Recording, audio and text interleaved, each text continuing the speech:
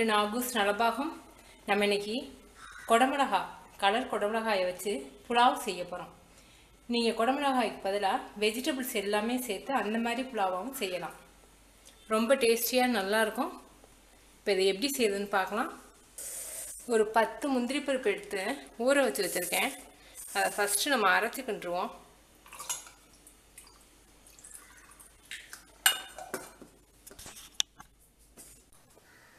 முந்திரி பருப்பை நம்ம அரைச்சி எடுத்துக்கிட்டோம். இப்போ முந்திரி பருப்பு போடும்போது அந்த ரைஸ் ரொம்ப டேஸ்ட்டாக இருக்கும்.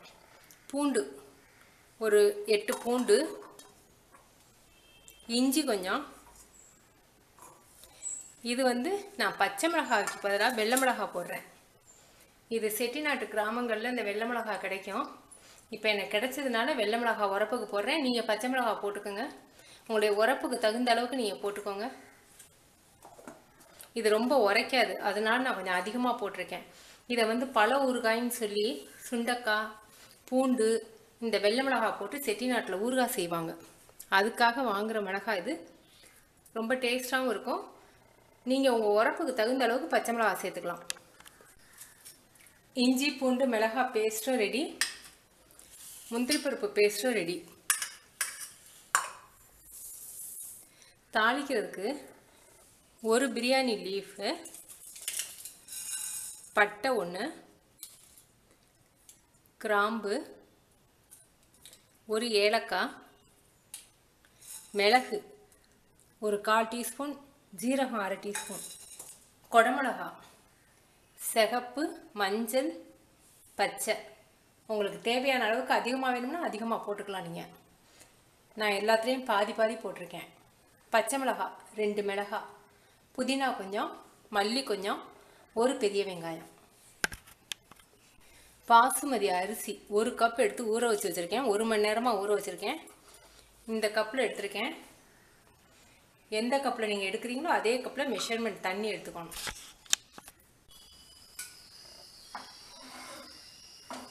மூணு ஸ்பூன் ஆயில் ஊற்றிருக்கேன். 1 ஸ்பூன் நெய்,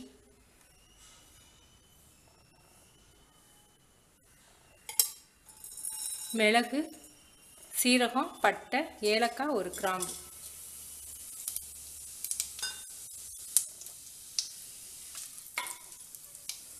அதில் இஞ்சி பூண்டு விழுது.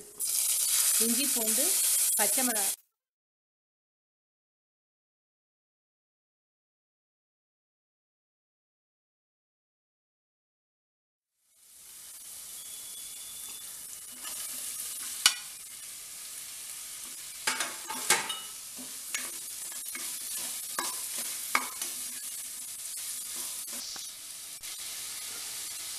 தேவையான அளவுக்கு உப்பு சேர்த்துருவோம்.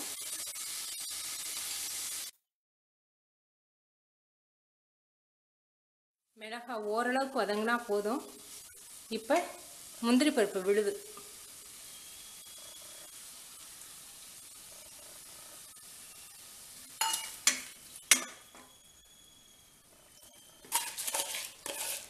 நம்ம ஊற வச்சு வச்சுருக்க அரிசி 1 கப்பு, 1/2 கப் தண்ணி.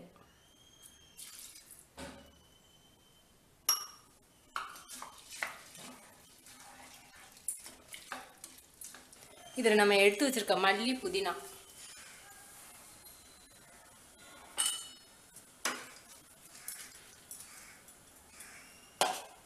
ஒரு சவுண்டில் அமர்த்திடுவோம். சீக்கிரம் அரிசி வெந்துடும். ஒரு சவுண்டு வந்துருச்சு.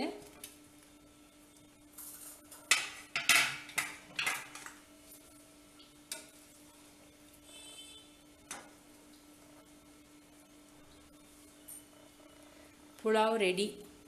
அரிசி உடையாமல் அப்படியே இருக்குது பாருங்கள், நீளமாகவே.